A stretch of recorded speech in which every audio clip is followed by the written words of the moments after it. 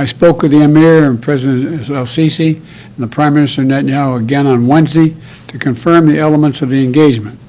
As I said, today's release are the start of a process. We expect more hostages to be released tomorrow, and more the day after, and more the day after that. Over the next few days, we expect that dozens of hostages will be returned to their families. We also remember all those who are still being held, and renew our commitment to work for their release as well. 2 American women and 1 4-year-old child, Abigail, who remains among those missing. We also will not stop until we get these hostages brought home and an answer to their whereabouts. I remain in personal contact with the leaders of Qatar, Egypt, and Israel to make sure this stays on track and every aspect of the deal is implemented.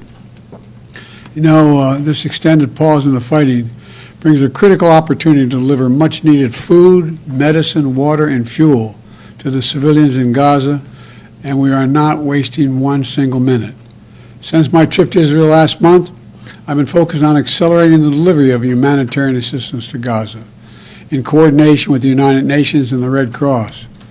I just spoke with my special envoy for the Middle East humanitarian issues, David Satterfield, for an update, and I've asked him to monitor our progress hour by hour and keep me personally informed.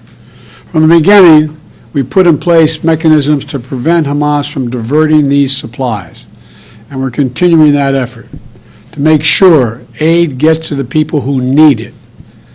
More than 200 trucks arrived at the crossing point in Egypt into Gaza today. These trucks carry food and medicine, as well as fuel and cooking gas. The fuel will be used not only to power the trucks delivering this life-saving supplies, but for desalination, for water wells, for hospitals, and for bakeries. And hundreds more trucks are getting in position as well, ready to enter Gaza over the coming days to support the innocent Palestinians who are suffering greatly because of this war that Hamas has unleashed. Hamas doesn't give a damn about them. We also look to the future. As we look to the future, we have to end this cycle of violence in the Middle East. We need to renew our resolve to pursue this two-state solution where Israelis and Palestinians can one day live side by side in a two-state solution with equal measure of freedom and dignity. 2 states for 2 peoples. And it's more important now than ever. Hamas unleashed this terrorist attack because they fear nothing more than Israelis and Palestinians living side by side in peace. You know, to continue down the path of terror and violence and killing and war is to give Hamas what they seek. And we can't do that.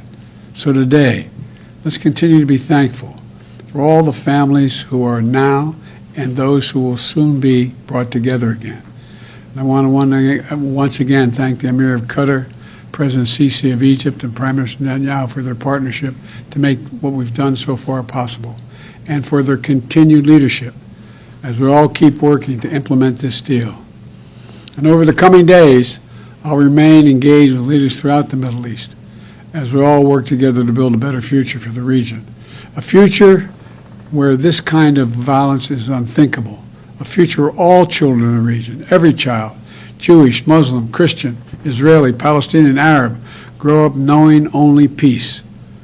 That's what we do. We're waiting now, just a matter of, I thought maybe even as soon as by the time I got here, but in the next hour or so we'll know what the second wave of releases are, and I'm hopeful that it's as we anticipate.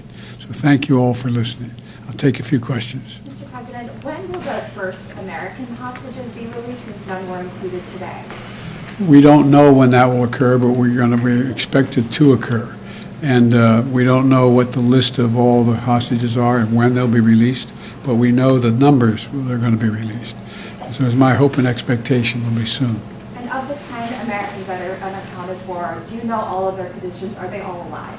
We don't know all their conditions. Mr. President, how long do you expect this war is going to take, and have you encouraged Prime Minister Netanyahu to set a timeline, say, by the end of this year? I've encouraged the Prime Minister to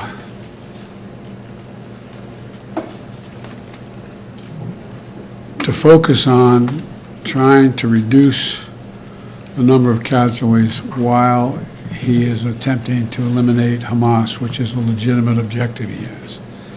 That's a difficult task, and I don't know how long it will take. My expectation and hope is that as we move forward, the rest of the Arab world and the region is also putting pressure on all sides to slow this down, to bring this to an end as quickly as we can. Mr. President, do what are you the trust chances of Hamas this to uphold truce could be that? extended by a few days or more?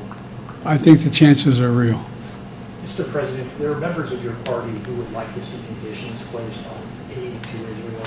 What is your view on that? They would like to see, a reduction in the bombing and that sort of thing. Well, I think that's a worthwhile thought, but I don't think if I started off with that, we'd ever gotten to where we are today. Mr. We have to President- take this a piece at a time. Mr. President, do you trust Hamas to uphold their end of the deal? I don't trust Hamas to do anything right. I only trust Hamas to respond to pressure. Mr. President, you said you were hoping to get cooperation from Arab leaders. What are you hearing from them when you talk to them? What would you like to see them do? I'm hearing a lot, but I'm not going to speak to it right now. There's an overwhelming desire on the part of the region to, let me back up.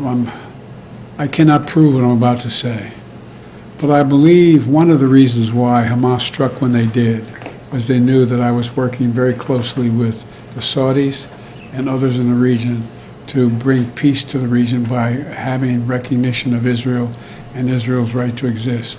You may recall when we did the G20 about a little while ago, I was able to get a resolution, a statement passed through there saying we're going to build a railroad from Riyadh all the way through the Middle East into Saudi Arabia, Israel, et cetera, and all the way up to Europe. Not the railroad, but it would be an underground pipeline and then railroad. The whole idea is there's overwhelming interest, and I think most Arab nations know it, in coordinating with one another to change the dynamic in their region for a longer-term peace. And that is what I'm going to continue to work on. Thank you all very, very much. I appreciate it. Thank you. Happy Thanksgiving to you all. I hope you enjoyed it. You too.